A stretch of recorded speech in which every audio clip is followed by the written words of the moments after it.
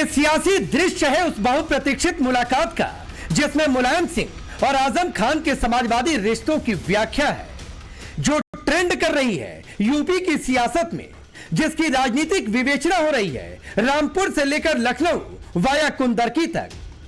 क्योंकि ये सिर्फ तस्वीर भर नहीं है, वोट की फिक्र में शहर शहर घूम रहे अखिलेश यादव की पीडीएफ पॉलिटिक्स की नई कड़ी है। समाजवादी पार्टी के मौजूदा पुरोधा जिस वोट युद्ध को 2027 का ट्रेलर करार दे रहे, उसमें जीत की साइकिल दौड़ाने की कोशिश का ये वो हिस्सा है जिसके कई मायने हैं। उम्मीद है कि न्यायालय उनका न्याय करेगा, उनके साथ न्यायालय से न्याय मिलेगा और सरकार आने पर जो झूठे मुकदमे लगे उनको खत्म किया जाना चाहिए। भगवान जानता है, वो ऊपर वाला जानता है, न्यायालय जानता है, समाजवादी पार्टी जानती है। हम सब लोग लगातार जो आदरणीय आजम खान साहब के साथ अन्याय हुआ है उसके खिलाफ लड़ रहे हैं। डॉक्टर तंजीन फातिमा से अखिलेश की इस मुलाकात के बाद ये सवाल पूछा जा रहा कि आजम के परिवार से अखिलेश की मुलाकात के क्या मायने हैं।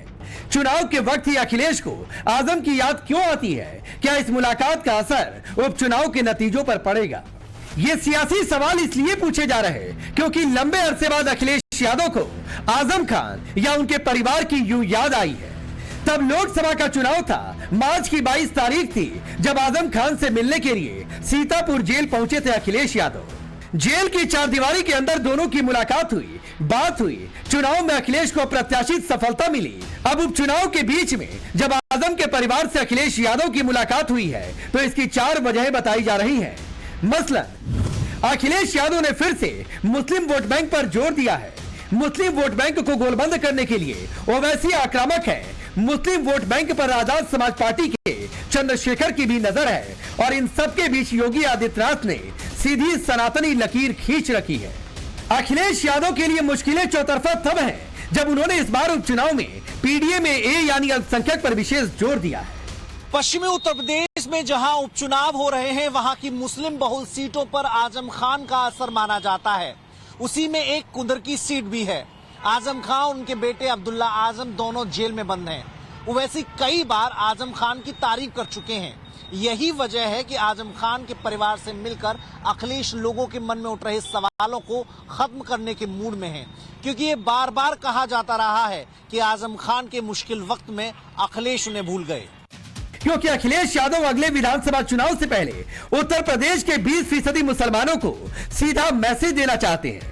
वो ये बताना चाहते हैं कि समाजवादी पार्टी ही उनका विकल्प है। यही वजह है इस दफे उन्होंने करीब आधी सीटों पर मुस्लिमों पर दांव खेला है, लेकिन कुंदरकी में उनके कैंडिडेट फंस गए।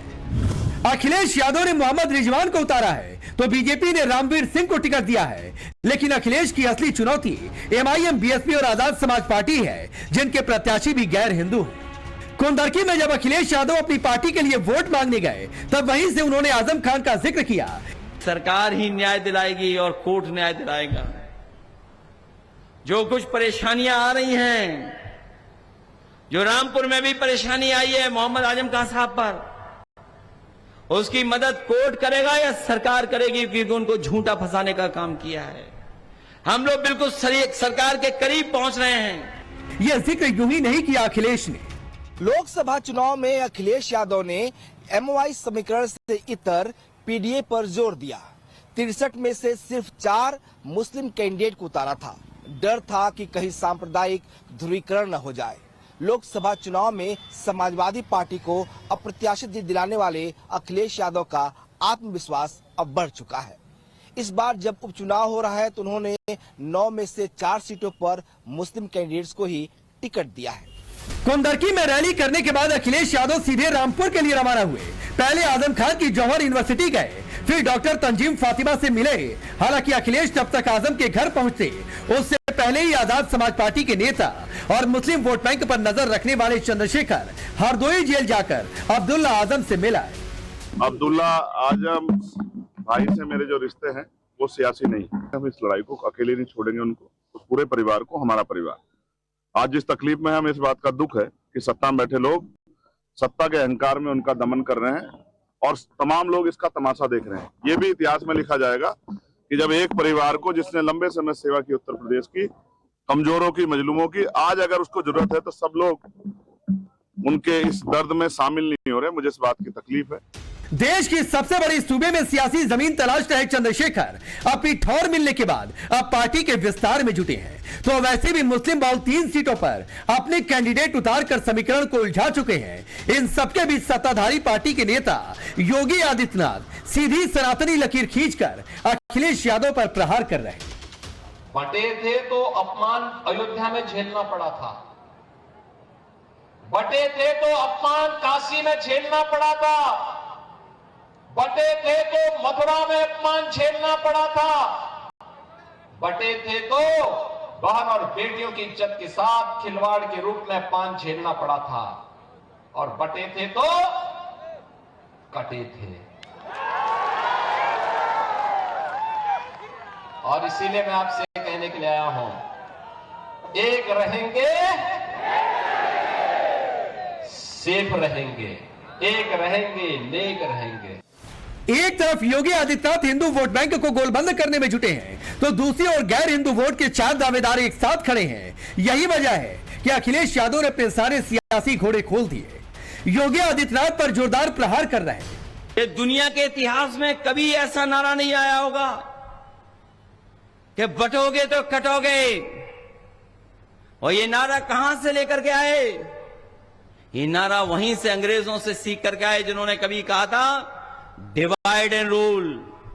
दूसरी ओर तंजीम फातिमा से मिलकर समर्थन का संकेत दे रहे आजम खान के परिवार से मुलाकात पर बीजेपी के नेता अखिलेश पर नरसर चला रहे, तो समाजवादी कुछ यूं जवाब दे रहे के द्वारा पूरा ट्रायल पूरा कर चुके आजम खान के प्रति, उनके परिजनों के प्रति फिर प्यार उमड़ रहा है, क्योंकि उत्तर प्रदेश में उपचुनाव है और उपचुनाव में कैसे वोटों की गोलबंदी की जाए, इसके सबसे बड़े सूरमा रहे, जिन्होंने लगातार बदजुबानी के रिकॉर्ड कायम किए हैं और तमाम गरीब गुरुओं की जमीनों पर कब्जा करने का काम किया, तमाम भ्रष्टाचार में लिप्त रहे हैं और कोर्ट के द्वारा सजा पाए हुए आजम खान के परिजनों से कोई मिलने जा रहा है तो कोई आजम खान से मुलाकात करने जा रहा है, कोई उनके बेटे से मुलाकात करने जा रहा है।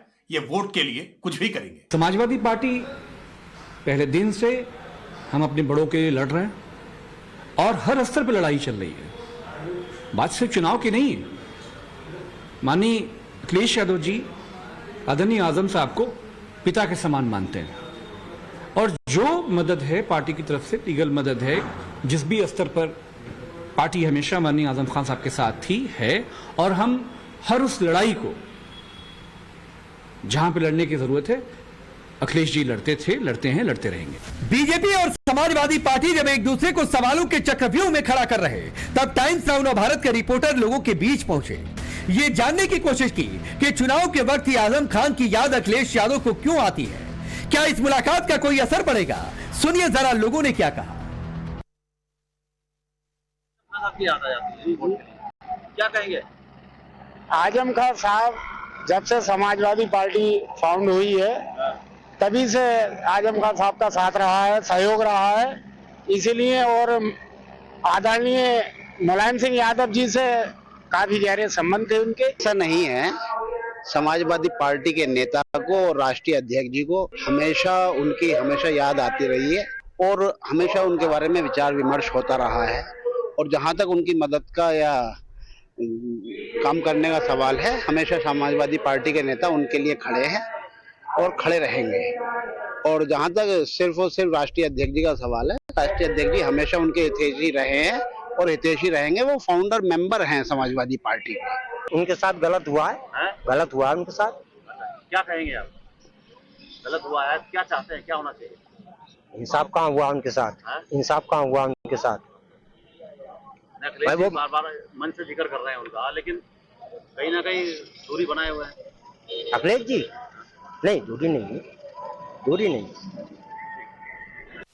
लोकसभा चुनाव में नई लकीर खींचने वाले अखिलेश यादव किसी भी कीमत पर 2027 में 5 कालिदास मार्ग की देहरी पर समाजवादी साइकिल खड़ी करना चाहते हैं। जिस संविधान और पीडीए के आसरे 5 महीने पहले उन्होंने बीजेपी को परास्त किया था, उसकी भी यह अग्नि परीक्षा है, क्योंकि बीजेपी की पूरी फौज ये लोगों को समझा रही कि अखिलेश का संविधान आरक्षण का अफवाह कैसे झूठा था, कैसे अखिलेश के पीडीए फॉर्मूले में अल्पसंख्यक सर्वोच्च है। ऐसे में जब अखिलेश खतरा मोल लेने की बजाय आजम खान के दर पर पहुंचे हैं, तो संकेत बहुत साफ है। ब्यूरो रिपोर्ट, टाइम्स नाउ नव भारत।